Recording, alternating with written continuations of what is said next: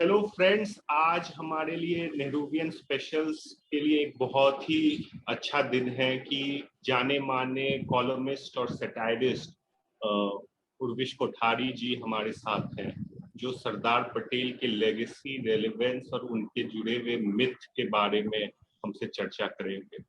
स्वागत है उर्विश जी। हम लोग तो सब आपको ट्विटर पे देखते हैं, आपके गुजराती फंडा को इतना पसंद करते हैं। स्वागत है आपका। धन्यवाद आपका और सभी देखने वालों का भी। सर, सरदार पटेल पे बहुत सारी कंट्रोवर्सी है, तो उन्हीं से रिलेटेड आज हमारा डिस्कशन है। तो पहला सवाल जो आता है वो सरदार पटेल और महात्मा गांधी को लेके। अगर हम सरदार की लाइफ को देखें तो अराउंड 40 इयर्स वो थे तब उनके बाद गांधी जी उनके जीवन में आते। तो एक अच्छा खासा जिंदगी उन्होंने बिताई थी बिना गांधी के इन्फ्लुएंस, और फिर उनके जीवन में गांधी की छाप पड़ती है, और फिर वो करीब 33 साल वो गांधी के इन्फ्लुएंस की जीवन वो जीते हैं। तो ये दोनों में आप कितना चेंजेस पाते हैं सरदार के जीवन को आपने जो स्टडी किया? एक बात मैं आपको बैठ द आउटसाइड बताना चाहूंगा कि आज हम जो भी बात करेंगे उसमें गांधी, सरदार, नेहरू तीनों की औरों की भी बात आएगी। तो जब कभी मैं कोई बात करूंगा तो वो केवल तुलना के लिए तुलना की या किसी को ऊंचा या नीचा दिखाने के लिए तुलना के बारे में नहीं रहेगी, लेकिन एक पर्सपेक्टिव समझने के लिए कि जवाहरलाल नेहरू के बारे में अक्सर सही कहा जाता है कि उन्होंने बड़ा त्याग किया। मतलब इतने रईस थे और फिर आंदोलन में जुड़े, मोतीलाल जी भी जुड़े, तो इतने रईस थे और इतना बड़ा त्याग किया। तो उसी हिसाब से अगर देखा जाए तो सरदार ने भी जितना बड़ा त्याग किया था ये आर्थिक जीवन का, ये उतना लोगों के जानने में समझने में नहीं आता है। वैसे तो राजमोहन भाई ने अपनी किताब में सब कुछ लिख दिया है, तो अब एक्सक्लूसिव जैसा बात नहीं है, लेकिन कुछ एक चीजें ही लोगों के मन में रजिस्टर होती है। तो जैसे आपने बताया कि सरदार का जो पूर्व जीवन रहा उसमें उनका एक ही ध्येय था कि बहुत रुपया कमाना और ऐश की जिंदगी जीना, और वो बिल्कुल ये कर रहे थे। जब वो बैरिस्टर बन के वापस आए, अच्छा उनका जन्म एक बड़े हब्बल परिवार में हुआ, किसान परिवार था, गरीब थे, तो कैसे जैसे तैसे करके वो प्लीडर बने, प्लीडर में से रुपया कमाया, जैसे तैसे करके रुपया इकट्ठा किया और फिर जाके बैरिस्टर बने, बैरिस्टर बन के तुरंत वापस आ गए। और उसके बाद उनकी जो प्रैक्टिस जमी, पहले से प्रैक्टिस तो बहुत जमी हुई थी, तो उनका ऑफिस अहमदाबाद में जो था उसके बारे में अहमदाबाद के एक बहुत बड़े सेठ और जो आईआईएम के फाउंडर रहे, एक कस्तूरबाई लाल भाई, कस्तूरबाई ने कहा था कि वल्लभ भाई की ऑफिस में जैसा फर्नीचर है वैसा अहमदाबाद की शायद ही कोई ऑफिस में उतना स्टाइलिश फर्नीचर हो। उनके जो कॉलर हुआ करते थे वो बंबई धुलने के लिए जाते थे वल्लभ भाई के। ये नेहरू के बारे में झूठ फैलाया जाता है कि उनका जाता था पेरिस में धुलने के लिए, लेकिन पटेल का जरूर बॉम्बे जाता था। बंबई जाता था, तो ये, और उसमें कोई दिक्कत नहीं, क्योंकि उस वक्त उनका ध्येय ही यही था कि भाई ऐश आराम की जिंदगी जिए और आनंद करें जीवन में, तो वो कर रहे थे। और ताश के वो शौकीन थे, ब्रिज बिल्कुल वो ब्रिज के बड़े खिलाड़ी थे, तो वो, और वो हुक्का पीते थे, तो 555 उनका शौक। हाँ 555 भी था। तो वो जो सारी चीजें रही, और वो एक अक्खड़ किस्म के थे। अक्खड़ का कोई एग्जैक्ट अभी मैं वर्ड नहीं पा रहा हूँ, लेकिन अगर आप गुजरात में चरोतर विस्तार है जो मेरे गांव से काफी करीब, मेरा गांव उसी विस्तार में पड़ता है, तो चरोतर विस्तार के पटेलों को अगर आप जानेंगे तो आपको ये उनका एक जो अक्खड़पन होता है कि एक, आपको वो रस्टिक लगते हैं, काफी पढ़े लिखे होते हैं, उनका एक रस्टिक सा सेंस ऑफ ह्यूमर होता है, एक बड़ा सा रियलिटी का ग्रास्प उनका होता है, वो बड़े रूटेड होते हैं। ह्यूमर तो ये सब चीज कभी अगर देखें तो बहुत डार्क भी हो जाता था उनके। डार्क और रस्टिक, एक विठल बार तो भाई और जयप्रकाश नारायण ने शायद कंप्लेन कर दिया था कि आप ऐसा क्यों ह्यूमर कर रहे हो मेरे नहीं साथ। नहीं, वो तो जयप्रकाश जी को तो इनके बारे में बहुत सारे कंप्लेन करने पड़े थे। तो उनका ये जो पूरा परिवेश हम ध्यान में रखते हैं, तभी जाकर हम ज्यादा अप्रिशिएट कर पाते हैं कि उन्होंने गांधी जी के लिए क्या छोड़ा। मतलब 1 रुपया और वो जो लाइफ थी वो तो छोड़ी ही छोड़ी, रुपये का क्रेविंग, रुपया जमा करना, वो चीज पूरा छोड़ दिया। लेकिन उनका एक जो अक्खड़पन था, किसी से इम्प्रेस नहीं होने का उनका एक नेचर था, और जिसके लिए वो काफी विख्यात थे कि आप इनके ऊपर कोई असर नहीं डाल सकते। ऐसा बंदा जो गांधी जी की पहली मुलाकात में खिल्ली उड़ाता है, ठीक है, वो बंदा गांधी जी से इम्प्रेस होता है। तो ऐसी क्या बात हो गई? किसी भी बंदे को ये मतलब समझना चाहिए कि भाई ऐसी क्या बात हो गई कि गांधी का जादू जिसको कहते हैं हम, वो सरदार के ऊपर, वल्लभ भाई के ऊपर चल गया। तो उसमें वही चीज थी जो मैंने चरोतर वाली आपको बात बताई कि एक तो गांधी जी ने जो बात कही वो बड़ी सीधी सादी सी थी। उस जमाने में कांग्रेस में वो बड़े बड़े लंबे रेजोल्यूशन होते थे, और अंग्रेजी में ये बड़े बड़े, मतलब वर्बोस काफी था और एक्शन कम था। गांधी जी ने वो चीज कर दिखाया कि भाई ये गांधी एक कहते थे कि 3 डे शो है कांग्रेस पार्टी। जी जी, वो इसको दिसंबर को मिलते हैं, बस उसके बाद खत्म। अब क्रिसमस वेकेशन में वकील लोग, बाबू लोग जाते हैं सूट बूट पहन के और फिर तो ये एक, और दूसरी एक वल्लभ भाई ने देखा चंपारण में। Champaran was the turning point for Vallabh भाई, कि जब वो उन्होंने देखा कि ये एक बंदा है जो कोर्ट में प्लीडिंग गिल्टी करता है। अब वो एक आज वो उतना महत्व शायद समझ में नहीं आया, लेकिन वो बहुत बड़ी बात थी कि आप प्लीडिंग नॉट गिल्टी ही करते हैं, कोर्ट में आप जाते हैं तो ये बंदा कहता है कि अगर मेरा ऐसा करना गुनाह है तो मुझे ये गुनाह कबूल है। तो वो एक जो नैतिक हिम्मत थी गांधी की, और ये जो एक देश के लिए एक फना होने का उनमें जो एक गांधी में जुनून था, वो चीज का वल्लभ भाई पर काफी असर पड़ा। और ये उनके जीवन तक चलता है, उनके डेथ तक। बिल्कुल बिल्कुल बिल्कुल। और इसमें एक और भी बात भी मैं जोड़ दूं अगर लंबा ना हो जाए तो, कोई बात कि गांधी ने पहले कोचरब आश्रम स्थापित किया, फिर साबरमती गए। वल्लभ भाई अहमदाबाद में ही भद्र में रहते थे। वल्लभ भाई कभी भी आश्रमवासी नहीं बने। मैंने वल्लभ भाई की, मेरी जो किताब है गुजराती में, 2005 में की थी, तो उसके लिए वल्लभ भाई के कोई काफी सारे 600 700 800 फोटोग्राफ्स देखे होंगे, लेकिन मैंने कभी वल्लभ भाई की एक भी फोटो गांधी टोपी में नहीं देखी है। तो ये तो मैंने भी नहीं देखी है। किसी ने शायद नहीं देखी है क्योंकि उन्होंने नहीं पहनी होगी। लेकिन उनका किसी ने, उनके साथीदार ने लिखा है कि वल्लभ भाई क्या क्या है कि जब तक वो किसी चीज का स्वीकार नहीं करते तब तक उसका मजाक बनाते रहते हैं। वो आश्रम के बारे में की भी मजाक किया करते थे, आश्रम वासियों के बारे में भी मजाक किया करते थे। एक बार तो किसी आश्रम वासी ने गांधी जी को शिकायत की कि भाई ये वल्लभ भाई जो है ना बहुत उल्टा सीधा बोलते रहते हैं, हमारी मजाक करते हैं। तो गांधी जी ने हंसते हंसते कहा कि भाई देखो, गुजराती में एक कहावत है कि दूधनी गाय पाटू मारे तो खाऊ पड़े। मतलब जो गाय दूध देती है वो अगर लात मारती है तो आपको लात हंस के खा लेनी चाहिए, ये दूध देने वाली गाय है। तो ये उनका एक उनका जो अलूफनेस और उनका जो एक डिस्टेंस रहा, वो ऐसी चीजों में रहा, रिचुअल्स में रहा। लेकिन जो विचार था, मतलब आपको ऐसे बहुत कम नेता मिलेंगे जो गांधी के संपर्क में आने के बाद वल्लभ भाई की तरह इतनी सादगी अपना पाए अंगत जीवन में। सर, सरदार पटेल को एक किसान नेता के तौर पे भी देखा जाता है। उनकी एक बहुत किसान आंदोलन, उसमें ज्यादा बात नहीं होती है, हमेशा बात उनके प्रिंसली स्टेट को इंटीग्रेट करने तक ही कि ऐसा लगता है कि सरदार पटेल ने आजादी में कुछ किया नहीं और आजादी के बाद होम मिनिस्टर बने और इंटीग्रेट किया। लेकिन अगर आप उनके हिस्ट्री में अगर हम जाके देखें तो खेड़ा और बारडोली दो बड़े आंदोलन किसान के सरदार पटेल गांधी के साथ मिलकर लड़ते हैं और वो गांधी पटेल पार्टनरशिप की एक मिसाल।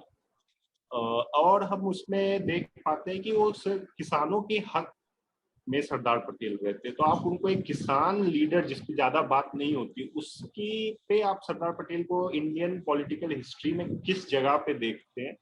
और दूसरी बात कि जो अभी रिसेंटली चल रहा है फार्म्स बिल के ऊपर, अगर एक व्हाट इफ क्वेश्चन है, अगर सरदार अगर होते या गांधी होते तो वो फार्मर्स के पक्ष में होते या सरकार के तरफ से होते? अगर आप इस पे पहले दो सत्याग्रह जिसका आपने जिक्र किया उसकी बात करें तो खेड़ा तो था, वो वल्लभ भाई और गांधी जी का एक तरह से कहिए कि मिलन था। और वल्लभ भाई का टेस्ट था कि भाई वो गांधी जी ने उनको अपना लेफ्टिनेंट बनाया तो वो जगह वो कैसा परफॉर्म करता है, क्योंकि गांधी जी के साथ रहना बड़ा ही कठिन था। उनके आग्रह उतने रहते थे और आप कहीं और बैकग्राउंड से आते हैं तो बहुत सारे आग्रह तो आपको दुराग्रह लगेंगे। और वल्लभ भाई जैसा अक्खड़ किस्म का इंसान वो तो उठ के खड़ा हो जाएगा कि भाई नहीं करना है हमें, चलिए छोड़िए। तो खेड़ा तो ये दोनों के लिए टेस्ट था, लेकिन उसमें वल्लभ भाई बिल्कुल मतलब खरे उतरे। तो बारडोली में एक ब्यूटी ये रही कि बारडोली में गांधी जी गए ही नहीं। बारडोली सत्याग्रह वो सिंगुलरली लेडेड बाय वल्लभ भाई, और गांधी जी ने कहा था कि मेरी प्रेजेंस आपकी जेब में समझना, आप बुलाएंगे मैं आ जाऊंगा। लेकिन वल्लभ भाई की एक बड़ी कैरेक्टरिस्टिक रही कि जो मुझे काफी अच्छी लगती है कि 1920s में जब वो सरदार नहीं बने थे, बारडोली 28 में, उससे भी पहले उनको लगा था कि गांधी जी ने हमको जो देना था वो दे दिया है, अब हमारे ऊपर है कि हम उसके ऊपर आचरण करें, हम उस रास्ते पे चले और हर एक चीज में उनको पूछने ना जाए, छोटी छोटी चीजों में। तो गांधी जी कब गुजरात में एक बार बहुत बड़ी मतलब वो बाढ़ आई और ये सब हुआ, गांधी जी बाहर थे, तो गांधी जी ने लिखा कि मैं आऊं, अब ये गांधी जी है। तो वल्लभ भाई को पूछते हैं कि मैं आऊं, अब गांधी जी को वल्लभ भाई को पूछने की जरूरत नहीं है। तो ये एक चीज होती है, अपने लोगों पे, अपने कॉमरेड्स पे भरोसा होता है, साथियों पे। वल्लभ भाई ने उनको लिखा गुजराती में कि इतने साल से आप गुजरात को जो पाठ सिखा रहे हैं वो पाठ गुजरात सीखा के नहीं, ये जानना है तो मत आइए। तो उनका जो बारडोली में भी एक लीडरशिप रहा, बारडोली में वल्लभ भाई के साथ बहुत बड़े बहुत एबल लीडर्स गुजरात के लोग, जन जाहिर पब्लिक लाइफ के वो भी थे। और उसका जो पूरा खाका था, उसके सरदार वल्लभ भाई थे, लेकिन उसका जो ब्लूप्रिंट था, खाका, वो गांधी जी का था। तो गांधी जी उसके ऊपर पूर्ण रूप से प्रसन्न थे। अब देखिए, बात किसान आंदोलन की करते हैं तभी थोड़ी दिक्कत आती है कि आप किसान किसको कहते हैं। अब बारडोली के वक्त हमारे गुजरात के एक बहुत बड़े नेता और बड़े टेम्परामेंटल थे, बहुत कलरफुल भी थे, इंदुलाल याग्निक। तो इंदुलाल याग्निक को उस वक्त सरदार से कुछ दिक्कतें थी, वल्लभ भाई से। तो वो अलग थे उतना ही नहीं, वो एकदम ऑपोजिशन में थे। तो बंबई से एक सोशलिस्ट पेपर निकलता था गुजराती में, तो इंदुलाल बड़े तीखे आर्टिकल्स उसमें बारडोली सत्याग्रह के बारे में लिखते थे। अब आप फर्ज कीजिए कि एक और हंस में मुंशी प्रेमचंद वल्लभ भाई की और बारडोली सत्याग्रह का जिक्र करते हैं, बड़ी प्रशंसा करते हैं हंस में, और दूसरी ओर इंदुलाल याग्निक जो है बंबई के सोशलिस्ट पेपर में ये बारडोली की आलोचना करते हैं। तो उसमें आलोचना का एक हमारे बहुत बड़े नेता हो गए दिनकर मेहता, जो आजादी के बाद अहमदाबाद के एकमात्र साम्यवादी मेयर थे। तो दिनकर भाई उस वक्त विद्यापीठ में और विद्यापीठ के बाद भी वो अरसे में थे। तो उन्होंने भी ऐसा लिखा है कि भाई एक वर्जन ये था कि ये जो बारडोली का सत्याग्रह है ये तो जमींदारों का सत्याग्रह है, उसमें जो टीलर्स है उनका क्या। तो ये एक सवाल भी आता था, लेकिन मैं ये मानता हूं कि ये काफी मतलब आइडियोलॉजिकल ओवर सिंप्लीफिकेशन होगा ये कहना, क्योंकि उस वक्त क्या है कि इन लोगों को ये बहुत ध्यान रखना पड़ता था कि एक और आपकी भावना है कि हर एक चीज आप एक साथ में कर देना चाहते हैं, और दूसरी ओर एक रियलिटी होती है कि आप अभी इतना करो फिर ये करेंगे। तो ये एक कॉन्फ्लिक्ट था। तो इसी हिसाब से ये दोनों सत्याग्रहों को आप किसान सत्याग्रह वैसे कह सकते हैं, लेकिन इसमें किसान की जो व्याख्या है वो दोनों जगह पे आपको सीमित करनी पड़ेगी। उसमें वो खेत मजदूर, आप जिसको कहते हैं खेत मजदूर, और छोटे किसान वो कम आते थे। ऐसा नहीं था कि उनको सिस्टमेटिकली अलग रखा गया था, लेकिन खेड़ा और बारडोली दोनों जगह पे लैंड होल्डिंग का जो पैटर्न था वो ज्यादातर ऐसा था कि ऐसे छोटे किसान कम थे। तो ऐसा नहीं था कि किसको सिस्टमेटिकली अलग रखा गया। लेकिन सर उसमें विमेन पार्टिसिपेशन और हिंदू मुस्लिम हार्मनी का तो मिसाल देखने को मिलता ही है। एकदम परफेक्ट था दोनों चीजों में, और सारी चीजें मतलब बारडोली सत्याग्रह का जब रेजोल्यूशन सभा में पारित होता है तो हर कौम का आदमी है, और जब शुरुआत होती है तो भजन के साथ साथ कुरान में से भी कुछ बोला जाता है, और इस तरह से बारडोली की शुरुआत होती है। तो वो चीज में कोई मतलब दो राय ही नहीं थी कि उसका, जैसे मैंने कहा कि उसका खाका जो था वो गांधी वाला था। और आज किसान आंदोलन है, अब वो व्हाट इफ वाला तो वैसे ही बड़ा गड़बड़ वाला मामला होता है, लेकिन क्योंकि आज के किसान आंदोलन में पहली चीज ये है कि भी सरकार ने जो बताया है, तो पहले तो वो अविश्वास वाली बात है कि सरकार जो बताती है वो करेगी कि नहीं करेगी। तो मामला वहीं से शुरू होता है। तो गांधी और सरदार होते तो ऐसी कम क्रेडिबिलिटी वाली सरकार को झेल ही नहीं पाते, तो बात वहीं से शुरू हो जाती। ठीक है सर, एक हम देखते हैं कि सरदार पटेल का कांग्रेस पार्टी में उनको कुछ लोग हाई कमांड भी कहते थे। ये टर्म हाई कमांड जो आज यूज होता है वो उसके अगर जनक तो सरदार ही थे, और कांग्रेस पार्टी में वो सबसे ज्यादा फंड कलेक्शन और ऑर्गेनाइजर वो कांग्रेस पार्टी के बनते थे, और पूरा कांग्रेस पार्टी को ऐसा लग रहा था, एक समय में ऐसा लगता है कि सरदार ही चला रहे हैं। तो कांग्रेस पार्टी को बनाने में सरदार पटेल को क्या रोल थे? नहीं, जैसे आपने ठीक ही बताया कि उनका बहुत बड़ा योगदान, वो एक बहुत गुजरात में जो देखने में आई उनकी क्वालिटी, गांधी जी ने उनमें जो देखा वो चीज ये थी कि ये बंदा बड़ा गजब का इम्प्लीमेंटर है। किसी चीज को आपको इम्प्लीमेंट करवाना है, आप उसको एक दे दिया ब्लूप्रिंट, तो वो उसी हिसाब से कर लेगा, आपको पूछने नहीं आएगा हर वक्त। तो कोई भी बॉस को आप अगर पूछें कि आपको कैसा कर्मचारी चाहिए, तो वो कहेगा कि यार जिसको एक बार समझा दें तो वो काम कर ले, हमें पूछने ना आए।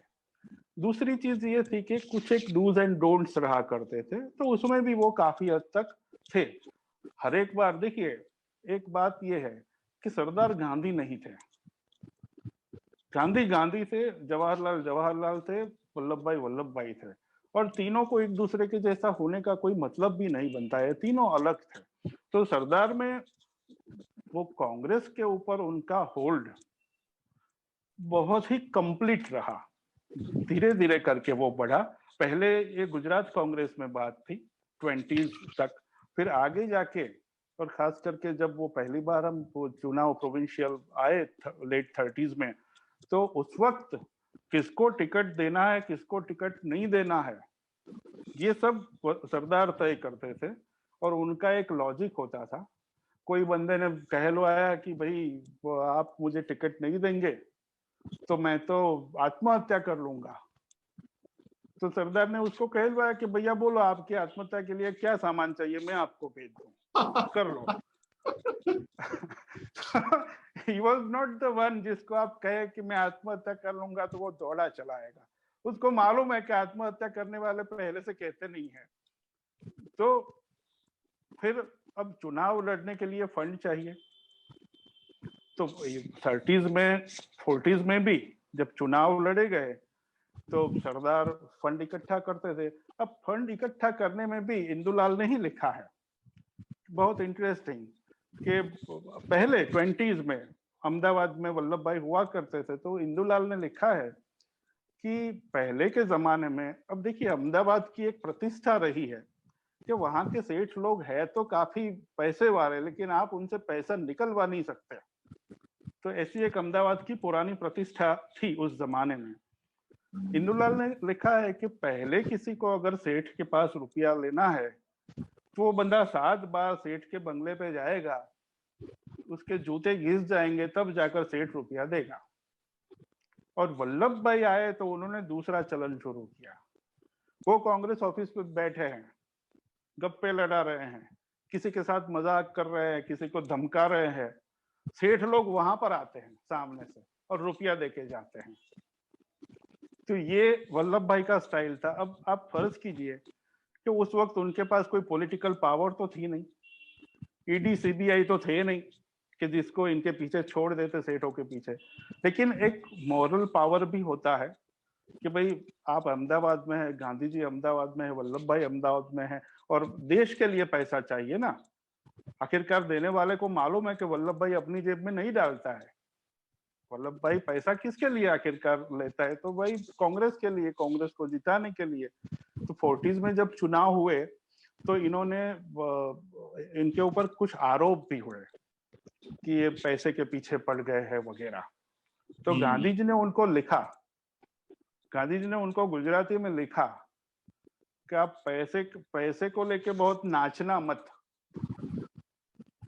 तो वल्लभ भाई ने उनको जवाब लिखा कि मैं पैसे के बारे में लिए नाचता नहीं हूं, लेकिन अगर मैं पैसा जुटा ना पाता और उस कारण चुनाव में हार जाते तो मेरा दोष आता कि पैसे के लिए हम इतना इंपॉर्टेंट चुनाव हार गए, तो वो मैं अपने आप को माफ नहीं कर पाता।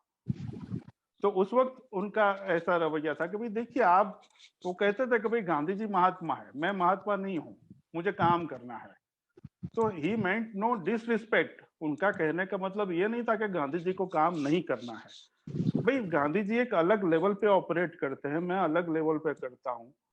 जस्टिफाई करने की बात नहीं है, लेकिन आप समझिए तो सही कि ये क्या चीज है।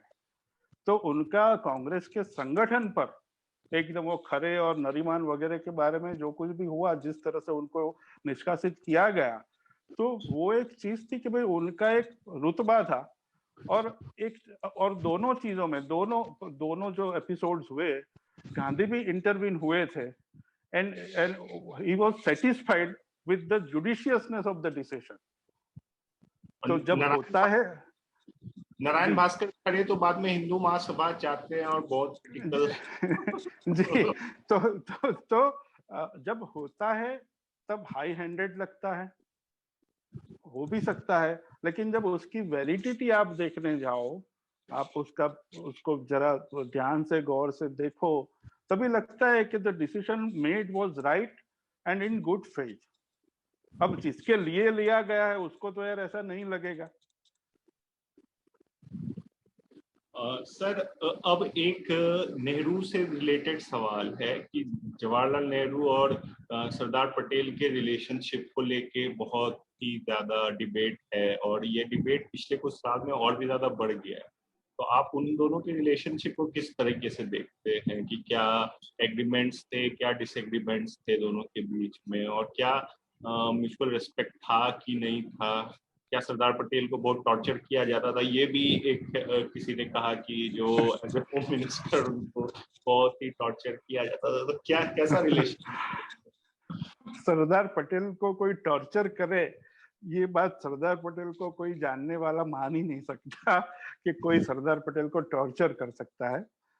अब देखिए रिलेशन में ये बात है, हमारे यहाँ एक बड़ा अच्छा कहा जाता है कि भाई सरदार और नेहरू जो है वो हमारे स्वराज रथ के दो पहिए हैं। ये गांधी ने कहा। हाँ, अब दो दो दो दो पहिए जो है उनके बीच कैसा संबंध होता है? भाई दो पहिए है तो वो उनको गले मिलना नहीं होता है यार, इनको साथ चलना होता है, और वो साथ चलते रहे उतना ही काफी होता है। अब जनरेशनली आप देखिए, मैं आपके सवाल में गांधी का कोना भी जोड़ दूं कि गांधी, नेहरू और सरदार, ठीक है, तो मोतीलाल नेहरू से वल्लभ भाई 14 साल छोटे, जवाहरलाल नेहरू से वल्लभ भाई 14 साल बड़े, ठीक है, वो बीच में है। गांधी जी से 6 साल छोटे। तो काका साहेब कालेलकर ने एक बड़ा इंटरेस्टिंग वो कहा है कि गुजराती परंपरा के हिसाब से अगर देखें तो वल्लभ भाई छोटे भाई थे और जवाहरलाल पुत्र थे, ठीक है, 20 साल छोटे थे गांधी से। तो वो एक चीज है। अब रही बात जवाहरलाल और वल्लभ भाई की, तो दोनों के बीच में साथ काम करने के बहुत प्रसंग आए, लेकिन कांग्रेस में भी उस वक्त की जो कांग्रेस थी उसमें हर एक प्रवाह कांग्रेस में ही शामिल था। तो उस प्रवाह में वल्लभ भाई, राजेंद्र प्रसाद वगैरह जो थे वो एक अलग प्रवाह से, हाँ, वो एक अलग प्रवाह से जुड़े रहे। और जवाहरलाल का जो था वो एक लेफ्ट लीनिंग समाजवादी वाला जो चीज रहा वो चीज रहा। वल्लभ भाई को समाजवाद सख्त नापसंद था and he was very vocal about it.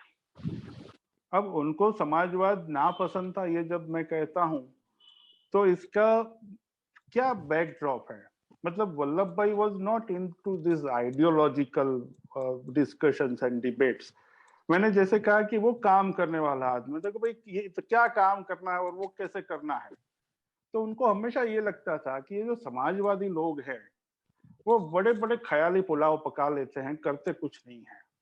अब ऐसा भी नहीं था, लेकिन उनकी एक बार उन्होंने कहा था कि जैसे 84 कास्ट होता है उसी तरह 84 थ्योरीज ये लोग देते हैं कुछ करते तो इनको ये जो डिबेट डिस्कशन, वो बड़ी बड़ी चर्चाएं, इनसे एक डिसलाइक उनका मन में था। आज 70-80 साल के बाद हम जब देखते हैं तो हम मानते हैं कि भाई दोनों चीजों की जरूरत होती है देश को। एक सोचने वाले, एक आइडिया देने वाले की भी होती है, एक जवाहरलाल की भी होती है और एक वल्लभ भाई की भी होती है। तो इन दोनों को ऑप्शन के तौर पे देखना, एक दूसरे के सामने खड़ा करना, वो बड़ी नादानियत है, वो कुसेवा है, वो देश की और इतिहास की। क्योंकि जैसे हमने कहा कि वो दो पहिए थे, तो ऐसा नहीं था कि सरदार को वल्लभ भाई, वो नेहरू जी के बारे में कुछ ऐसे कुछ मन में जहर घुला हुआ था कि दोनों साथ काम नहीं कर सकते। जब कभी भी उनके बीच में फ्रिक्शन हुआ, कोई ना कोई इश्यू बेस्ड हुआ। अब जब नेहरू थे वो इतने मर्क्यूरियल थे और वल्लभ भाई मर्क्यूरियल नहीं थे। तो नेहरू इम्पल्सिव होकर काफी कुछ बोल देते, रेजिग्नेशन दे देते, फिर वापस ले लेते। तो इनको लगता था कि भैया रेजिग्नेशन देते हो तो फिर वापस क्यों लेते हो? तो ऐसे एक बार ये उन्होंने कहा था, ये प्राइम मिनिस्टर वाली बात है, जब जो मेरे ख्याल से कृपलानी और पुरुषोत्तम दास टंडन के बाद उन्होंने कहा था कि टंडन जीत गए थे। तो ये पहले 30s में भी हुआ था। तो फिर ऐसी जब कभी नौबत आती तो आखिरकार तो भैया गांधी के पास सब जाता, तो गांधी दोनों को बराबर से भला बुरा कहते कि तुम्हारी ये लड़ाई में देश सफर कर रहा है, समझो तुम लोग। तो ये चीज थी। लेकिन आप देखिए कि 42 से 45 तक दोनों साथ में रहे, काफी और लोगों के साथ, अहमदनगर जेल में। फिर उसके बाद का जो पीरियड है, आप नेहरू और पटेल को इतना करीब कभी नहीं पाओगे। उनका पूरा टाइम था जो क्रूशियल, हाँ, हाँ, फिर 45 से 47 तक का जो टाइम रहा, उसमें आप इन दोनों को इतना करीब कभी नहीं पाओगे। हाँ, उस वक्त में भी मतलब ट्रांसफर ऑफ पावर तक, उस वक्त में भी फिर वो जब कम्युनल वायोलेंस हुआ तो ये दोनों के दृष्टि बिंदु अलग थे। अब ये भी एक बड़ी अनफॉर्चुनेट बात है कि पटेल के आलोचक जो है इसमें काफी सारा उत्साह होता है, बहुत बड़े स्कॉलर है, तो मैं तो उनके सामने बहुत छोटा हूं, लेकिन मैं उनसे एग्री नहीं करता हूं कि वो पटेल को जिस तरह से कम्युनल बनाते हैं, आप चरोतर के पटेल को समझते हैं तो आप उनको कम्युनल नहीं कहेंगे। आपका कम्युनल किसी को कहना ना कहने का नाप है वो बड़ा वो इंग्लिश सेक्युलर टाइप का है। आप गुजरात को समझते नहीं कि गुजरात का एक पटेल है, गांव में रहता है, तो वो मुसलमान को मुसलमान ही कहता है, ठीक है, वो आपकी आदर्श भाषा नहीं बोलता तो आप हर्ट होते हैं, लेकिन वो कभी मुसलमान को खंजर लेके मारने नहीं जाएगा, उसकी दुकान नहीं जला डालेगा। वो एक बोलने का तरीका होता है, वो एक प्रादेशिकता होती है जो आपकी अंग्रेजी खाके में नहीं बैठती, तो आप उनको कम्युनल करार दे देते हैं। अब दूसरी चीज है कि पटेल को आरएसएस से सॉफ्ट कॉर्नर था। अरे भाई, वो आरएसएस से चाहते क्या थे? आप अगर पटेल होते, मैं अगर पटेल होता, हाँ एक चीज है, आरएसएस का जो फासिस्ट चरित्र है वो पटेल नहीं देख पाए, इसमें कोई दो राय नहीं, लेकिन आप वो उनको रिएक्शनरी ग्रुप कहते थे, बाद मैंने उनके हाँ, लेटर्स में पढ़ा है, वो उनको रिएक्शनरी जी नेहरू फासिस्ट ग्रुप कहते थे। जी ये जी, तो उसमें फर्क जो है वो डिग्री का है, प्रकार का नहीं है। और देश आजाद हुआ है, ठीक है, आप श्यामा प्रसाद को कैबिनेट में ले रहे हैं, तो आप क्या चाहेंगे कि भाई अब तक जितने ग्रुप्स थे वो सब अब साथ में आ जाए, ठीक है। और गांधी जी को और पटेल को दोनों को इस बात से बहुत चिढ़ थी। गांधी जी ने बहुत बार लिखा है, 20s से लिखा है कि ये जो हिंदू है वो बड़े कायर है। जब कोई मारने आता है, गांधी जी के दो विकल्प थे, उन्होंने अनेक बार लिखा है। पहला और सबसे अच्छा विकल्प है कि आप सामने से खप जाओ, कोई मारने आता है तो सीना चौड़ा करके खड़े रहो और मर जाओ। वो नहीं कर सकते तो लड़ो। गांधी जी की अहिंसा वो कायरों वाली अहिंसा नहीं थी। अब जब ये आरएसएस वाले ये लाठी और डिसिप्लिन और ये सब सिखाने लगे, तो इनको ऐसी एक विशफुल थिंकिंग रही होगी कि भाई चलिए इस तरह से भी कुछ तैयार करते हैं। अब इनके मन में जो वो चीज थी वो ये लोग नहीं पकड़ पाए। गांधी जी भी शाखा में गए थे, आपको मालूम है, दिल्ली में, ठीक है। तो उस वक्त हम आज के आरएसएस को उस वक्त के पटेल के साथ जोड़ देते हैं और फिर उनका मूल्यांकन करते हैं, तो वो भी एक ठीक नहीं बनता है। और पंडित जी नेहरू और वल्लभ भाई दोनों की कार्य पद्धति में बहुत अंतर था, दोनों के व्यक्तित्व प्रकृति में बहुत अंतर था। लेकिन मणि बहन ने लिखा है कि जब तक दोनों दिल्ली में पड़ोस में रहते थे, हर रात को मिलते थे, नेहरू आ जाते थे वल्लभ भाई के घर, बैठते गाड़ी थे पे एक दोनों दूसरे को छोड़ते थे। जी। तो ये आपको लगता है कि जिसके मन में आपके मन में जिसके प्रति जहर है उसके साथ आप ऐसा कर सकते हैं? तो ये दोनों की कार्य पद्धति बहुत अलग रही। मुसलमानों के साथ डील करने की, अब एक बड़ा सा क्लासिकल किस्सा है कि हिंदू पेपर कम्युनल है, मुसलमान पेपर कम्युनल है। तो जवाहरलाल चाहते हैं कि कम्युनल मुसलमान पेपरों को नोटिस दिया जाए और कम्युनल हिंदू पेपरों को बंद कर दिया जाए। वल्लभ भाई चाहते हैं कि कम्युनल हिंदू पेपर को नोटिस दिया जाए और कम्युनल मुसलमान पेपरों को बंद कर दिया जाए। तो मैं इसको इस तरीके से देखता हूं कि दोनों चाहते थे कि दोनों पेपरों को पनिशमेंट तो होनी चाहिए। अब जो फर्क आता है वो डिग्री का आता है। तो ठीक है, वल्लभ भाई इतना उनका झुकाव था कि भाई इनको चांस मिलना चाहिए। और सबसे बड़ी बात हमको ये याद रखना चाहिए कि ये जब हो रहा था तब बैकड्रॉप क्या था? बैकड्रॉप ये था कि हिंदू मुसलमान बेसिस पे, अलग मुस्लिम कंट्री के बेसिस पे ये पूरी चीज देश में चल रही थी, बंटवारा होना था। और इसके बैकड्रॉप में अगर कोई बंदा ये सोचता है तो आपको वो भी एक मन में रखना पड़ता है। पर अगर हम देखें तो सर हिंदू राष्ट्र के तो वो पूरी तरह से ओपोनेंट है। एकदम एकदम उन्होंने इन सो मैनी वर्ड्स लिखा है कि तो पागल का ख्याल है और पागल का ख्याल समझते थे, और माइनॉरिटीज प्रोटेक्शन पे भी उनके बहुत सारे एग्जांपल्स हम लोग को देखने को मिलते हैं। एक बार वो खुद ही चले गए थे अमृतसर गए थे, निजामुद्दीन में बचाने के लिए। लेकिन अमृतसर भी वो गए थे। हाँ, अमृतसर भी गए थे पार्टीशन के एकदम जो पीक पीरियड था उसमें जाके।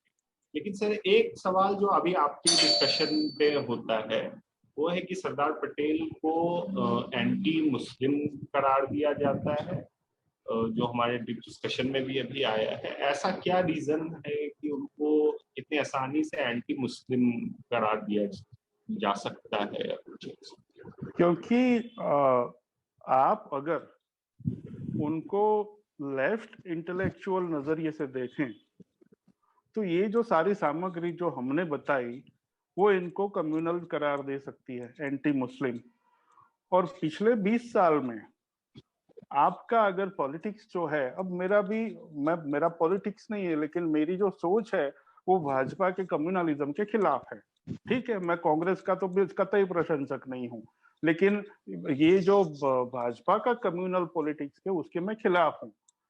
अब भाजपा वाले चूंकि सरदार को अपहरण करके ले गए, उनको उठा के ले गए, तो मेरा रोष भाजपा के लिए है तो फिर वो सरदार के लिए भी बन जाता है।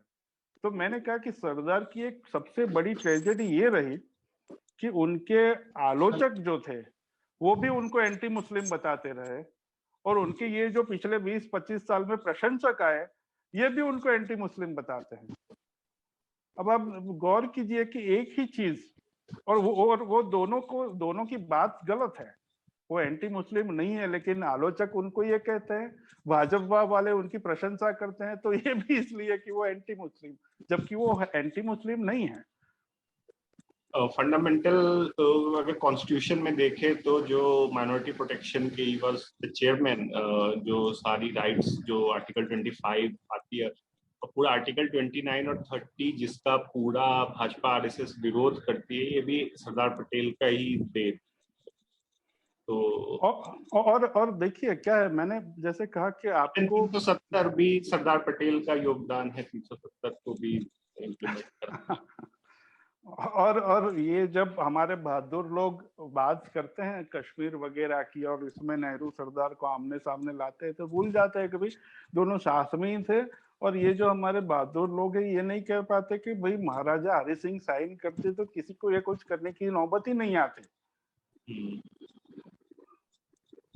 एक बहुत अच्छी किताब है जो अभी मैंने पढ़ी थी, वो ये Sardar Patel and Indian Muslims, Rafiq Zakaria की। हाँ, बहुत अच्छी किताब। इसमें पूरा अच्छे से बताया है उनका कैसा रिलेशन था, और इसमें पूरा वो क्लियर होता है कि वो एक सेकुलर इंडिया। मैं आपको बीच में रोक कर बताऊं कि आप अगर एकदम चुस्त आइडियोलॉजिकल चश्मे से देखेंगे तो आपको सरदार पटेल एंटी मुस्लिम लगेंगे। आप उनके मतलब वो एक तरह से जो पॉलिटिकल करेक्टनेस होता है, या तो जवाहरलाल नेहरू जैसी संवेदना आप ढूंढने जाएंगे तो वो यहाँ नहीं है। लेकिन वो नहीं है इसका मतलब ये नहीं होता कि वो बाय वर्च्यू ऑफ दैट वो कम्युनल हो जाते हैं। मैंने कहा कि आप अगर चरोतर के पटेल को समझते हैं तो आपको समझ में आएगा कि ये बंदा ऐसी ही भाषा बोलता है, लेकिन इसका मतलब ये नहीं है कि वो कम्युनल है। वो उतना अवेयर, मतलब आप ऐसा अपेक्षा करें कि गांधी के साथ 30 साल 35 साल रहकर वो बदल जाए या तो नेहरू जितने संवेदनशील हो जाए, तो वो नहीं होने वाला है। लेकिन जैसे आपको बताया कि उन्होंने टोपी नहीं पहनी। जी जी बिल्कुल। तो you don't hold it against him, आप उन्होंने जो किया वो देखिए और वो चीज क्या है। अब कहते हैं कि गांधी की हत्या में उन्होंने सॉफ्टली काम लिया। मतलब देखिए यार, एक चीज आपको बताऊं, आप कितने भी प्रूफ ले आइए, ठीक है, आप उनके और गांधी के संबंध को देखेंगे तो डिस्टेंस, कोई कहता है कि 40s के बाद वो गांधी के रास्ते पे नहीं चले। भाई गांधी के रास्ते पे मतलब गांधी का रास्ता माने क्या? गांधी का रास्ता, जब आपको सत्ता और हस्तांतरण की बात आती है तो गांधी का रास्ता क्या? उस वक्त गांधी का कोई रास्ता नहीं था। गांधी का रास्ता तो पार्टीशन नहीं होना चाहिए ये था।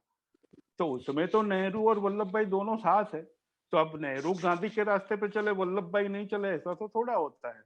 तो ये एक जो कंस्ट्रक्ट बना दिया जाता है फिर, कि एक छवि बन जाती है कि देखिए पटेल है ना वो विलन है और नेहरू ये हीरो है।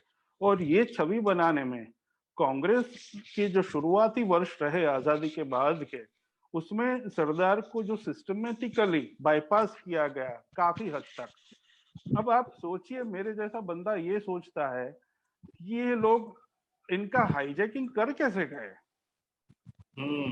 आपने खुला छोड़ दिया तभी तो हाईजैकिंग किया ना। तो जिस जिस उत्साह से नेहरू पीछे बैठे होते थे कांग्रेस के पोस्टर्स में, वहां सरदार भी होने चाहिए थे।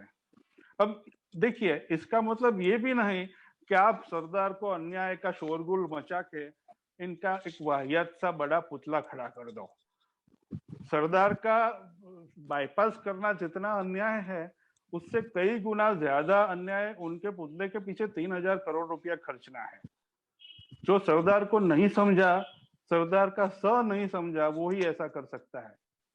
सरदार would never have approved this sort of farce. 3,000 crore रुपए का पुतला। आपको याद होगा कि जब गांधी जी की बात आई, वो वगैरह, ये बंगला एक्वायर करो बिड़ला का, इनका ये अस्थि करो, तो एक बात यह है कि गांधी जी का अस्थि भारत की सारी नदियों में बहाया जाए। तो वल्लभ भाई ने कहा कि यार अस्थि की क्वांटिटी ही उतनी नहीं है। अब देखिए, ये वल्लभ भाई है। अब नेहरू ऐसा नहीं कहते। वल्लभ भाई को बोले, उनके दिमाग में आता है कि भाई हर नदी में आपको बहाना है तो कितने अस्थि चाहिए। अब बड़ी रूथलेस सी कैलकुलेशन है कि बात सही है। फिर ये उनके स्मारक वगैरह की बात आती है, तभी वल्लभ भाई विरोध करते हैं कि यार ये मत करो, गांधी जी को पसंद नहीं था। फिर भी ये लोग अपनी ओर से करना चाहते हैं, रुपया नहीं जुटा पाते। वल्लभ भाई मसूरी में आराम कर रहे होते हैं, सब लोग जाते हैं इनके पास, उनकी मर्जी नहीं है कि स्मारक बने। सब लोग जाते हैं, बोले कि हमसे नहीं हुआ तो बोले ठीक है मैं कर देता हूँ। गांधी जी के प्रति कोई दुर्भाव नहीं है। वो समझते हैं कि Gandhi ji would not have approved कि भाई हम जी जो आपने बोला उसमें एक बात मैं भी जोड़ देता हूँ कि जो लोग कहते हैं कि सरदार पटेल गांधी के हत्या में सॉफ्ट थे ये वो, तो भूल जाते हैं कि सरदार पटेल को हार्ट अटैक आ गया था महात्मा गांधी के असैसिनेशन के कुछ ही दिन के बाद। तो ये भी आरोप बहुत ही बेबुनियाद है, और उन्होंने पहला काम किया था आफ्टर असैसिनेशन की आरएसएस को बैन किया। तो जो भी जो आरएसएस उसमें लोग ये भी कहते हैं कि ये तो बहुत बाद में बैन किया वगैरह। देखिए, आप नुक्स निकालने बैठते हैं तो इतिहास में से आप जो मांगो वो मिल जाता है। इतिहास अक्षय पात्र है। लेकिन आप दोनों की केमिस्ट्री देखें, दोनों के रिलेशन की, गांधी और वल्लभ भाई के। गुजराती में उनके पत्रों का संग्रह भी है। आप उसमें से अगर ये जो थोड़ी देर के लिए ये इतिहास का बोझ उतार कर एक मानवीय स्वरूप उसका देखे, उसको पढ़े, तो आपको लगता है कि अब देखिए, आपको याद होगा कि जयप्रकाश नारायण भी उनमें से एक थे जिन्होंने ये आरोप लगाया था, और फिर उन्होंने कुछ 2-3 डिकेड्स के बाद अफसोस भी प्रकट किया कोई था। पीएम बन जाना चाहिए था। तो ये होता है। हाँ, तो वो जो आरोप उन पे लगाया गया था सरदार पटेल पे, तो वो इतने दुखी हो जाते हैं, अगर हम देखें तो इस्तीफा भी लिख देते हैं। तो फिर जवाहरलाल नेहरू का लेटर आता है सरदार पटेल को कि ये आप क्यों ऐसा कर रहे हैं, हम लोग को साथ में काम करना। तो ऐसा रिश्ता था उन लोगों के बीच में। और एक चीज सर, हम लोगों ने देखा है कि ये क्वेश्चन बार बार आता है कि सरदार पटेल को पीएम बनने के लिए रोक दिया गया, और असल में वो प्रेसिडेंट के लिए वो चुनाव था 1946 में। लेकिन एक ये भी लोग भूल जाते हैं कि 1929 में भी सरदार पटेल ने स्टेप डाउन किया था, और 1937 में भी सरदार पटेल ने फाइट नहीं किया था इलेक्शन में। तो 3 बार उन्होंने ऐसा किया था। 3 बार किया है। तो अब इसको आप किस तरह से देखते हैं कि आखिर सरदार पटेल 29 में क्यों स्टेप डाउन कर रहे हैं, 46 में क्यों कर रहे हैं? ये क्यों गांधी की बात वो मान लेते थे हर बार, या क्या रीजन था नेहरू को प्राइम मिनिस्टर बनाने का? ऐसा क्या था वो उसको आप किस तरह? अब देखिए, ये जो है ना, जैसे कुछ वो अंग्रेजी किताबें होती है ना कि ब्रह्मांड के अनसुलझे रहस्य, तो ये उस कैटेगरी में आती है चीज कि क्योंकि ये चीज के बारे में ना तो सरदार ने लिखा, ना पंडित जी ने लिखा, ना मणिबेन ने लिखा, तो कृपलानी ने भी उतना ही लिखा जितना लिखना था। तो गांधी से एक बार शायद मौलाना आजाद ने पूछा था, तो उन्होंने बोला मेरे अपने रीजन है, तुम पूछोगे तो मैं बता दूंगा, लेकिन कोई ना पूछा उनसे। और मौलाना का तो क्या था कि वो खुद उम्मीदवार थे, तो हाँ। गांधी ने कहा कि भाई तुम तो रहने ही दो, तो he is discouraged him like anything, और मौलाना काफी दुखी भी हुए थे, तो क्योंकि वो तो इतने साल से चले, रामगढ़ से चले आते थे, तो 46। हाँ। तो अब देखिए, इसमें मेरा कोई मौलिक वो अर्थघटन या इंटरप्रिटेशन नहीं है, लेकिन राजमोहन भाई ने जो लिखा है मेरे ख्याल से इट मेक सेंस, क्योंकि हमारे ऊपर तो अब अटकल करना है। मैं इतना जरूर कहूंगा कि आप वल्लभ भाई, गांधी और नेहरू किसी की इंटीग्रिटी पे डाउट नहीं कर सकते। वल्लभ भाई को अगर पावर पॉलिटिक्स खेलना होता, ये भाई लोग जितना कहते हैं उतना वल्लभ भाई अगर दुखी होते, कृपलानी जी ने लिखा है कि वल्लभ भाई दुखी हुए थे, दुखी क्यों ना हो, वो इंसान थे, ठीक है, लेकिन दुख की मात्रा में भेद होता है। तो पंडित जवाहरलाल ये प्राइम मिनिस्टर बने, इसके बाद 2 या 3 बार प्रदेश गए, तो जो प्राइम मिनिस्टरशिप का चार्ज था वो वल्लभ भाई को सौंप कर गए, ठीक है। आज अगर कोई करके देखे, नेहरू को वल्लभ भाई पे कितना विश्वास होगा। और आपने जैसे पहले ही बताया वो टंडन वाला मामला, तो वल्लभ भाई का जो पक्ष के ऊपर इतना कंप्लीट प्रभुत्व था कि वो चाहते तो नेहरू को उखाड़ देते, लेकिन ऐसा मतलब उनके मन में एक स्वाभाविक वो इच्छा हो सकती है कि भाई ठीक है, मेरा नाम है, मैं क्यों ना बनूं। लेकिन अगर गांधी जी कहते हैं, तो एक ये चीज है कि गांधी जी कहते हैं तो he knows it better, Gandhi ji कहते हैं तो वल्लभ भाई के मन में भी ये तो इतना तो गांधी के साथ काम किया है और पर्सनल एम्बिशन से नहीं किया है, तो गांधी जी कहते हैं तो ही स्टेप्स डाउन कि भाई ठीक है, जहां मतलब आगे एक दफा उन्होंने ऐसा कहा था कि जहां सरदार नहीं जाता वहां सिपाही कैसे जा सकता है। गांधी जी स्टेप डाउन, फिर वल्लभ भाई स्टेप डाउन, फिर नेहरू आए, तो सरदार ने उस वक्त ऐसा कहा था कि जहां सरदार जाने की हिम्मत नहीं करता वहां सिपाही कैसे कैसे जा सकता है। तो उनके मन में ये चीज तो एक थी ही कि भाई गांधी जी कहते हैं तो सही है।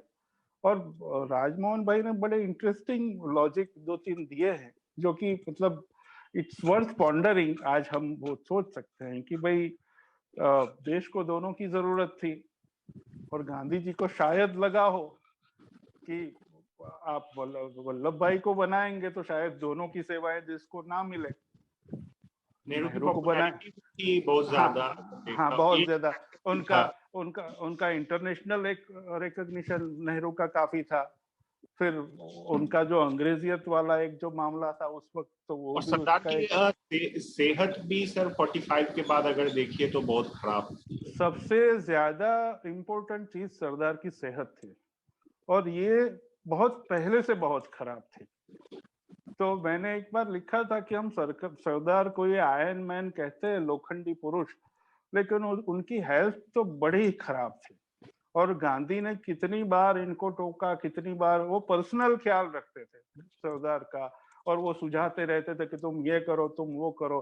सरदार को इंडाइजेशन का बड़ा पुराना प्रॉब्लम था, और फिर वो बहुत बढ़ता गया, तो उनकी तबीयत में बहुत सारे इश्यूज पाइल्स थे। भी आप हो गया था उनको, पाइल्स भी हो हाँ, गया। और पाइल्स आप जी, और आप इनकी उम्र देखिए, तो उनकी उम्र कितनी बढ़ गई थी, और नेहरू के पास 14 साल, मतलब आज नेहरू की और अब वजह लाइफ से एक्सपेक्टेंसी भी बढ़ गई है, उस समय तो और भी कम थी। हाँ, और नेहरू चूंकि इनसे 14 साल छोटे थे, तो और देश फिर को और देश को एक लंबा डेमोक्रेटिक रूट्स जो डालने चाहिए थे, वो एक पीरियड मिल सका। अब गांधी जी ने ये सोचा कि नहीं, हमारे लिए कहना बड़ा मुश्किल है, लेकिन इतने साल के बाद देखते हैं तो ये बड़े लॉजिकल रीजंस लगते हैं। और सर अगर हम देखें तो जो आपने बोला कि जी कृपलानी या फिर जयप्रकाश नारायण जो बाद में बोल रहे हैं, तो वो हम लोग देख सकते हैं कि कांग्रेस के जो उस समय के लीडर्स को अपोनेंट, उस वो भी पॉइंट हम लोगों को नहीं भूलना चाहिए। और जो जी जी सरदार बिल्कुल। 48 से 50 तक के बीच में जितनी भी स्टेटमेंट्स देते हैं, वो कहते हैं कि नेहरू ही हमारे लीडर हैं। और एक बार इस्तीफा की भी बात आती है, जो वो जा रहे होते हैं नेहरू, तो उसको वो बोलते हैं कि तुम नहीं छोड़ के जा सकते। और इन्होंने इन इन इन कंप्लीट क्लैरिटी, कोई भी एम्बिग्युइटी के बिना बार बार उन्होंने कहा था। गुजरात में भी आते तो कहते कि आजादी से पहले गांधी जी हमारे नेता थे, अब नेहरू हमारे नेता है। तो बहुत लोग मतलब एक दूसरे के सामने वो किया करते थे, हमेशा किए। तो इन्होंने कभी ये जो बैक बाइटिंग और ये वो जो दरबारी पॉलिटिक्स है, वो पटेल और नेहरू के बीच कभी नहीं रहा। ये दोनों का बड़प्पन था। और सर एक सवाल होता है, ये आजकल चला है कि सरदार पटेल का कद ऊंचा किया जाए और नेहरू और गांधी का कद नीचे किया जाए, तो इससे सरदार का सम्मान बढ़ता है या कम होता अब यार, जिसका हाइट जो है वो नैनोमीटर में है, वो किसी का कद मीटर में क्या बढ़ाएगा। अब किसी का बड़ा पुतला करने से कद नहीं बढ़ जाता। सरदार पुतले से बहुत बड़े हैं।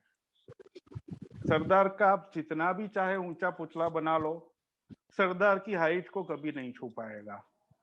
और उसी हिसाब से अब पंडित नेहरू का या महात्मा गांधी का या जो कुछ भी, मतलब ये जो गांधी नेहरू पटेल, ये तीन लोग हैं, इनको आप किसी भी साइज के पुतले से जस्टिफाई नहीं कर सकते। इनके साथ कितने भी बड़े पुतले बना लो, न्याय नहीं कर सकते। उनको अगर सम्मान देना है तो उनका पुतला मत बनाओ।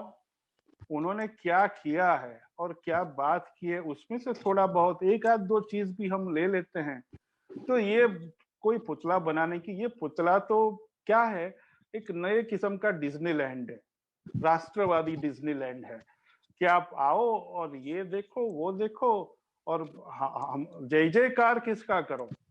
पुतला देख के सरदार का जय जयकार मत करना। वो तो कर दोगे तुम, हाँ सरदार बहुत महान थे, क्योंकि अब तो हमारे साथ उनका कंपटीशन है नहीं। आज अगर सरदार होते तो मालूम होता कि क्या है माजरा। तो आपको जय जयकार तो हमारा करना है कि देखिए इन्होंने इतना बड़ा सरदार का पुतला बनाया। तो ऐसा नहीं होता भाई। सरदार का महात्म्य, सरदार का सम्मान, या गांधी का या नेहरू का, कोई भी अच्छे, या अंबेडकर का, कोई भी आप बड़ा पुतला बना लो, ठीक है, बना लिया तो बना लिया, लेकिन ये 3,000 करोड़ का बनाना, ये तो क्रिमिनल वेस्ट है। वो तो एक बात ही है। बाकी एक अच्छा सा पुतला, ये लोग तो उनका भी विरोध करते थे। गांधी ने कभी अपने पुतलों के बारे में हमेशा मना किया। लेकिन चलिए, आपको लगता है कि आपको बहुत भावना है, आपको बनाना है, तो आप जरा मतलब जो नॉर्मल साइज का है बनाइए, और उस हिसाब से उन्होंने क्या किया उसको याद करिए। पुतला एंड नहीं होना चाहिए, पुतला मीन्स होना चाहिए। वो तो इसलिए बनाया गया है, वो कहते हैं कि जो उनके साथ इनजस्टिस हुआ है उसको अब ये अपने वर्तमान काल का इतना इनजस्टिस दूर नहीं कर सकते, निकले हैं इतिहास का इनजस्टिस दूर करने के लिए। सर एक सवाल ये है कि जो प्रोग्रेसिव फोर्सेस है, जो आरएसएस या हिंदू महासभा, बीजेपी, जनसंघ, इन लोगों का विरोध करते आए हैं, उन लोगों ने महात्मा गांधी, जवाहरलाल नेहरू, डॉक्टर अम्बेडकर, इन लोगों को तो बहुत आसानी से अपने तरफ रखा है, बट सरदार पटेल को लेके ये लोग थोड़ा स्केप्टिक हमेशा रहे। तो आपको क्या लगता है कि ये लोग क्यों आखिर वल्लभ भाई पटेल के ये रहते हैं, क्योंकि वल्लभ भाई पटेल का जीवन तो आरएसएस और हिंदू महासभा के अगेंस्ट। हाँ, एक मिनट, ये कोई, हाँ, इसमें ऐसी बात है भाई कि जैसा मैंने आगे भी बताया कि आप अगर एक आइडियोलॉजिकल फ्रेमवर्क बनाकर फिर देखते हैं तो इसमें से आपको यही दिखेगा जो आइडियोलॉजिकल फ्रेमवर्क से दिखता है। आप पटेल के साथ ह्यूमनली एंगेज, आप राजमोहन भाई की बायोग्राफी पटेल की पढ़ लो, अब उसमें से फिर आप वही चीज निकालेंगे जो आपको चाहिए तो वो भी मिल जाएगी। आपको पूरा चित्र नहीं देखना है तो पटेल, और देखिए क्या हुआ कि पटेल वो नेहरूवियन जो पूरा, जिसको हम कहते हैं थॉट नहीं लेकिन नेहरूवियन पॉलिटिक्स, अच्छा, नेहरूवियन पॉलिटिक्स जो रहा जवाहरलाल नेहरू के होते हुए, उसमें ही पटेल को स्थान नहीं मिला अनफॉर्चुनेटली। तो Patel was sort of sidelined after his death.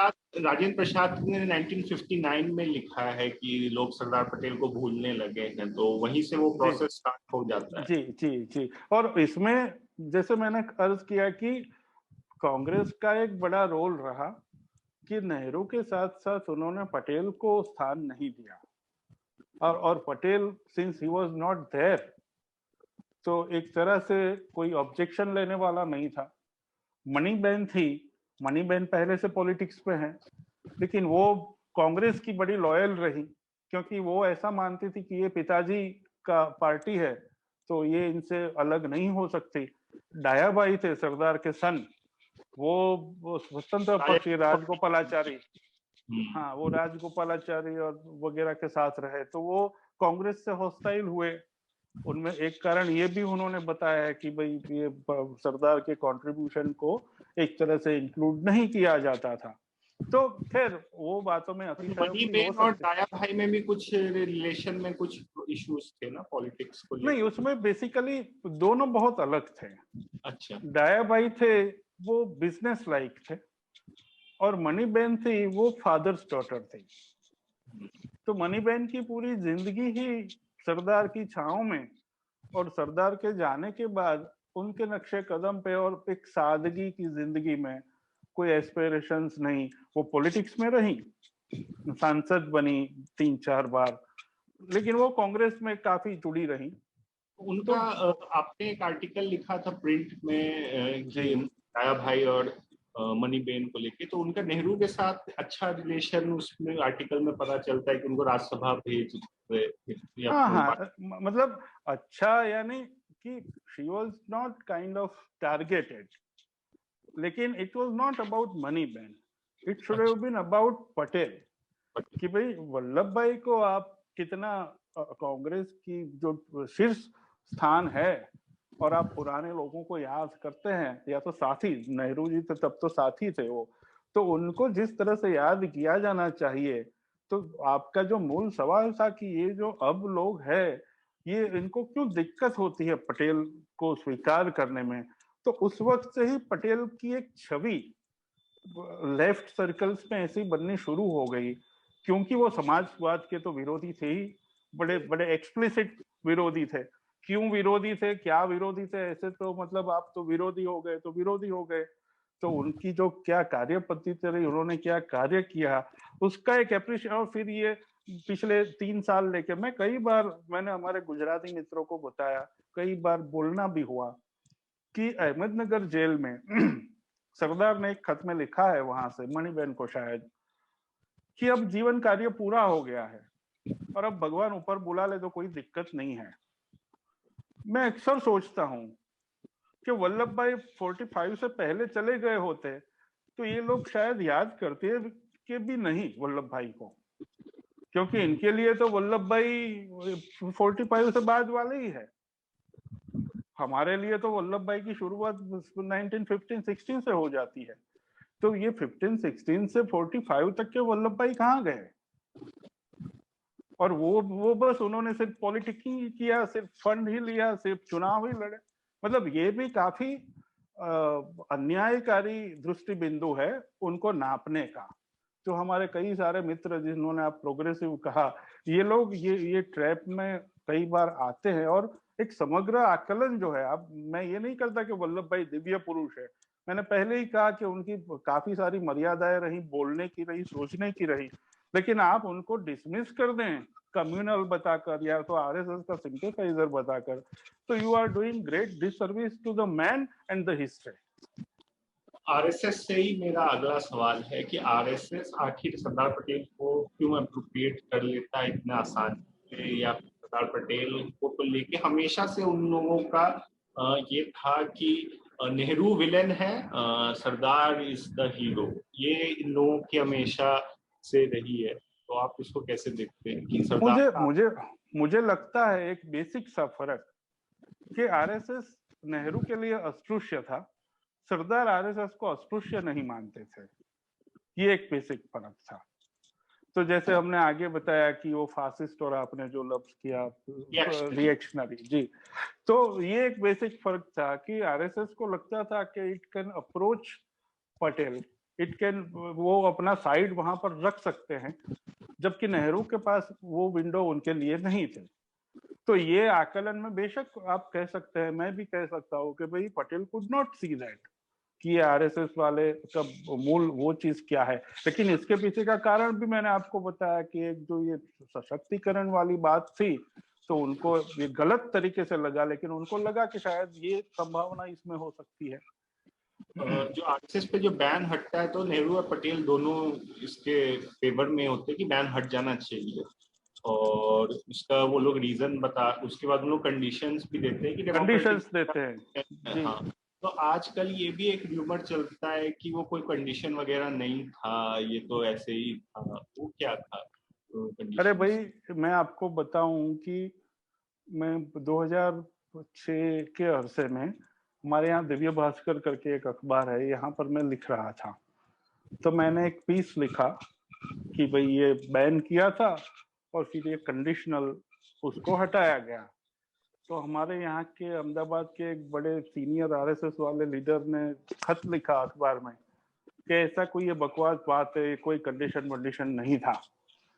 तो हमने फिर राजमोहन भाई में से ही वो हिंदुस्तान टाइम्स का तारीख निकाला, उस वक्त तो ये ई आर्काइव्स वगैरह नहीं थे, 14 जून लिखा 1949। हाँ कि भाई देखो भैया, आप बड़े सीनियर हो ठीक है, लेकिन ऐसे गप्पे मत मारो, और इतने कंडीशन सभी नहीं दिए थे, लेकिन कि भाई आपको अपना कॉन्स्टिट्यूशन बनाना पड़ेगा, आपको अंडरग्राउंड ये एक्टिविटी बंद करना पड़ेगा, ये सब कंडीशंस रखे गए थे। नेशनल फ्लैग को रिस्पेक्ट करना पड़ेगा, नेशनल फ्लैग को, और आपने सही याद कराया नेशनल फ्लैग को। एक और चीज आपको मैं बता दूं कि हमारे यहाँ एक बुजुर्ग है प्रकाश भाई करके, प्रकाश भाई शाह, बड़े वेटरन है, पत्रकार तो है लेकिन पब्लिक लाइफ में भी काफी, कृपलानी जी के अंत समय में काफी उनसे जुड़े रहे, और फ्री सोल टाइप के हर एक चीज से ऐसे एंगेज होते हैं।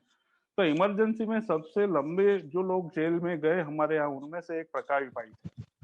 तो उन्होंने और उनके दूसरे कुछ साथी मित्रों थे, उन्होंने उन मित्रों से उन्होंने बताया था कि 75-76 में बड़ौदा जेल में अब कोई 15 अगस्त या 26 जनवरी का प्रोग्राम होता है, तो ट्राई कलर अपने तिरंगे को सैल्यूट करना कि नहीं, ये डिबेट आरएसएस में 76 में होती थी बड़ौदा जेल में, कि हमको इस फ्लैग को सैल्यूट करना है कि नहीं करना है। अब ये हमको देशभक्ति सिखाने निकले हैं।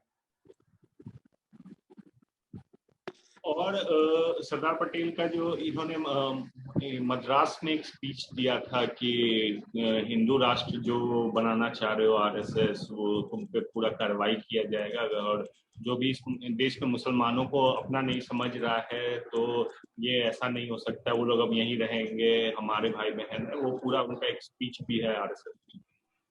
सर, 2-3 लास्ट में एक सवाल है, क्योंकि आप गुजरात से हैं और गुजरात में इतने दिन पत्रकारिता की, तो एक गुजरात में ऐसा क्या चेंजेस आया कि गांधी और पटेल के जो लिबरल हिंदू धर्म का जो इंक्लूसिव हिंदुइज्म था, वो चेंज होके वहां पे हिंदुत्व का ग्रोथ हो गया, और गांधी और पटेल के जगह पे और 2 नए मोदी और शाह आ गए अगर तो ऐसा क्या हुआ वहां पे, ऐसा क्या चेंजेस आया?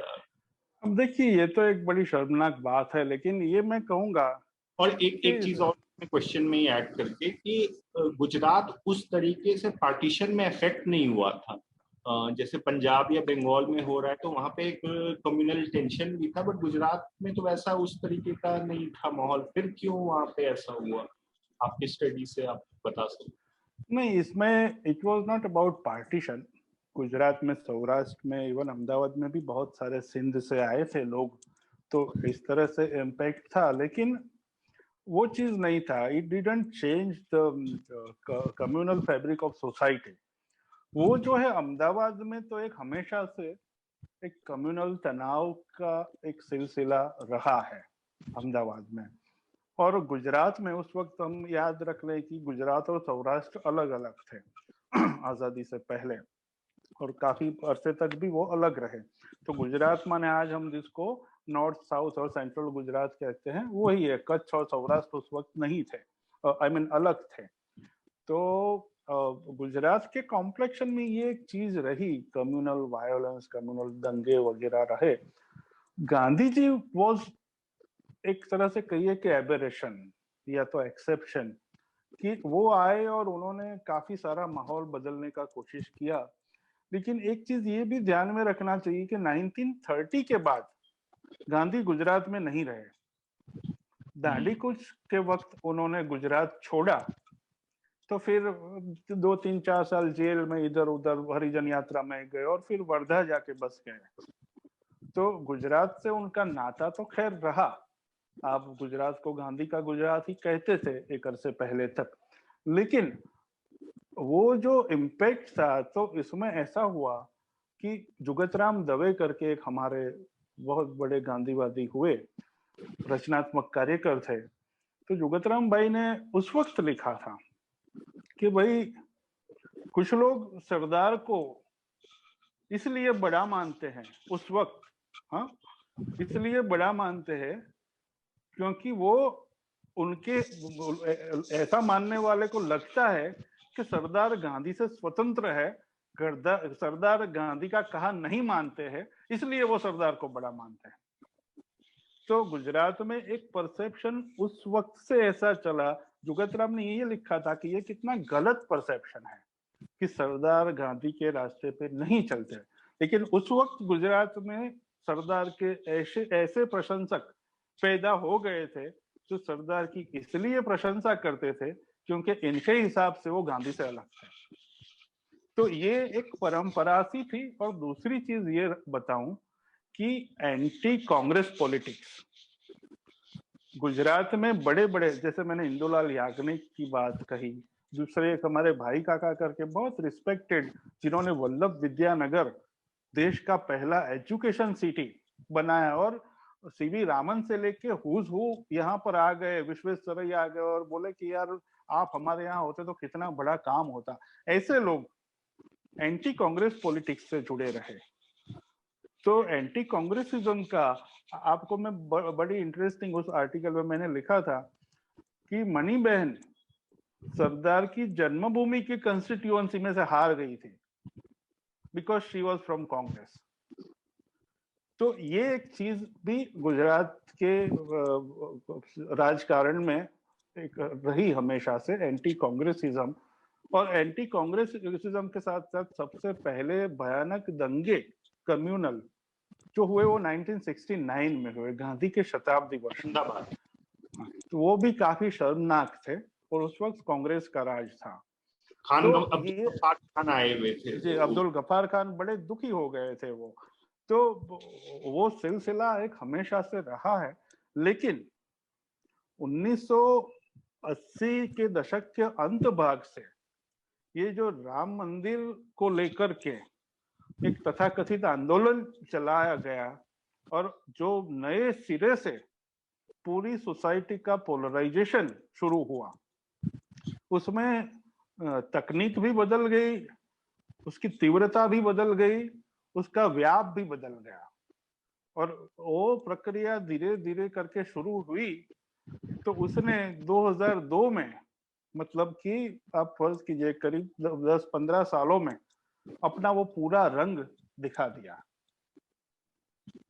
तो एक तरह से आप कंटिन्यूम कह सकते हैं, लेकिन पिछले 20-25 सालों में एक एक बहुत ही ऐसा शिफ्ट आया कि जो एक वन नॉच ऊपर ले गया पूरी चीज को, और काफी मतलब उसको बढ़ा दिया। एक बंगाल को लेके एक रहता है कि वहां पे बंगाल में गांधी और नेहरू को क्योंकि सुभाष चंद्र बोस से उनके जो डिफरेंसेस थे उसको लेके बंगाल में थोड़ा सा वो लोग बंगाल में नेहरू और गांधी को थोड़ा पसंद नहीं करते हैं। लेकिन अब उसमें एक रिकंसिलिएशन दिख रहा है। प्रोफेसर रुद्रांशु मुखर्जी या फिर आप देखिए प्रोफेसर सुगाता बोस या वो लोग जो है जिस तरह से लिख रहे थे, एक रिकंसिलिएशन बंगाल में दिख रहा है। उस तरीके का कुछ गुजरात में नहीं देखने को मिल रहा। अगर नहीं तो ऐसा क्या रीजंस है सर कि या दिख रहा है कुछ स्टार्ट हो रहा है कि नेहरू गांधी पटेल को गुजरात में कम से एक लाने का कोशिश? देखिए, अब इसमें जब आप बंगाल कहते हैं तो बंगाल में रुद्रांशु या सुगत बोस से बंगाल नहीं बनता है। वो एक एक एक एकेडमिक क्रस्ट होता है जो कि एक प्रतिनिधित्व करता है, लेकिन उनको मैं बंगाली कहना पसंद नहीं करूंगा एक अर्थ में कि हाँ। दे आर अबव बंगाल, मतलब they belong to the nation. और उनका जो सोच है वो पहले बंगाली होके वो अस्मिता की ढांचे में नहीं सोचते हैं। तो गुजरात में भी कुछ एक एकेडमिक्स ऐसे हैं जो ऐसे सोचते हैं, लेकिन बाय एंड लार्ज अब पब्लिक परसेप्शन की बात करें तो इसमें 2-3 चीजें बड़ी मैटर करती हैं। अब देखिए, गुजरात में गांधी को आप गाली बहुत तबीयत से दे सकते हैं, लेकिन फिर भी ऐसा कुछ है कि गांधी आश्रम में आज भी हर रोज, मतलब जब खुला था तो 3-4-5 हजार लोग एवरेज डे पे मिलते हैं आपको। उसमें गुजरात से भी काफी थे, बाहर से भी काफी थे, प्रदेश से भी। हाँ, उसमें कम से कम आपको कोई मिलते तो वो अहमदाबाद में वाले मिलते हैं। अहमदाबाद वाले बहुत कम गांधी आश्रम, किसी को बाहर से कोई गेस्ट आया तो उसको लेकर आते और बोलते कि यार हमने तो 30 साल से रहते हैं, हमने तो कभी देखा ही नहीं है। तो ऐसा होता था। तो एक पब्लिक लेवल पे एक पॉलिटिकल डिस्कोर्स होता है जो पॉलिटिशियंस करते हैं, उसमें गांधी को तो गांधी उनके लिए एक अनिवार्य अनिष्ट है जो साथ में रखना पड़ रहा है। तो इस तरह से उनका नामोल्लेख आता है कि स्वच्छता कर दो, ये कर दो, वो कर दो, गांधी हो गए। नेहरू के तो कोई सवाल ही नहीं आता।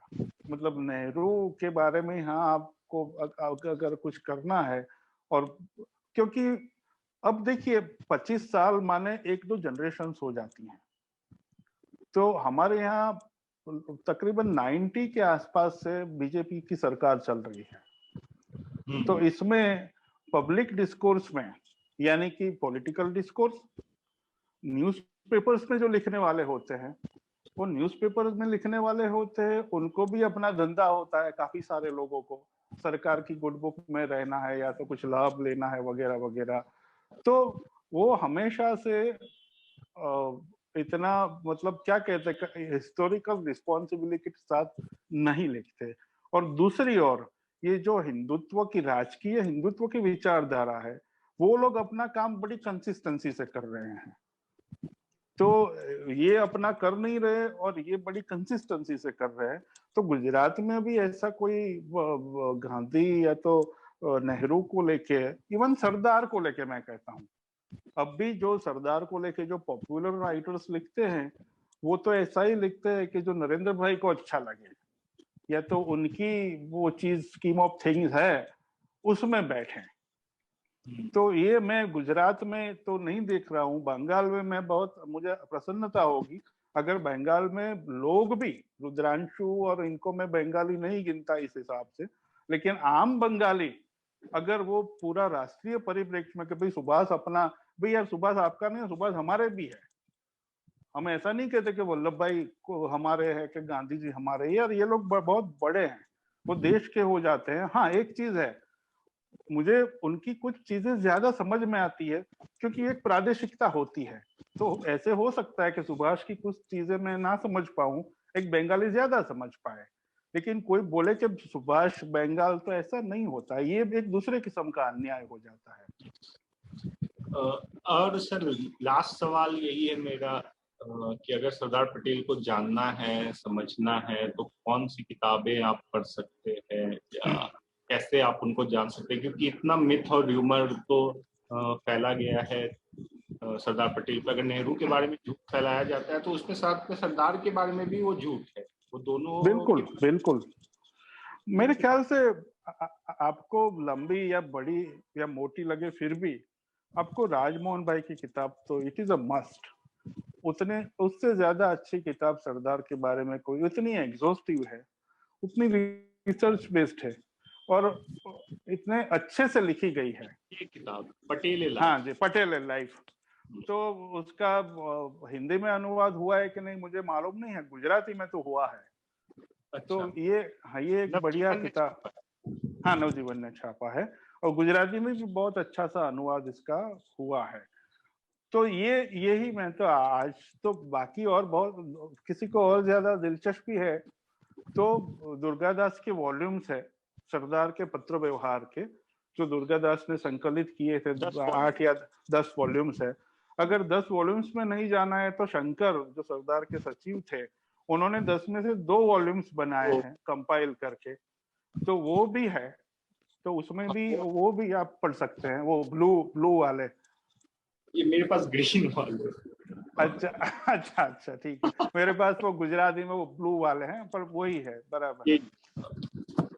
तो ये वो आप राजमोहन भाई को पढ़िए और ये पढ़िए, तो उसमें जो जो ये सब जो धुंध है वो छटने के लिए तो काफी है, उतना है।